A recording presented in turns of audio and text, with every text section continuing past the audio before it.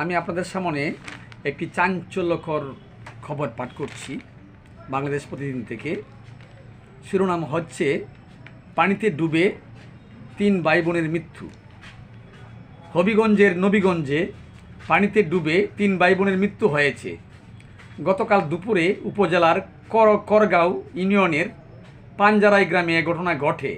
নিহতরা হলেন উপজেলার পাঞ্জারাই গ্রামের রতীশ সরকারের ছেলে শ্রাবণ 3 বছর, জগাই সরকারের ছেলে শুভ 4 বছর এবং নগাঁও গ্রামের ব্রজলাল সরকারের মেয়ে অহনা 5 বছর। শ্রাবণ ও শুভ চাচাতো ভাই, আর অহনা তাদের ফুফাতো বোন। এদিকে জালকাঠির রাজাপুরে নালার পানি থেকে রাইসা আক্তার নামে 2.5 বছরের এক কন্যা শিশুর লাশ উদ্ধার করা হয়েছে।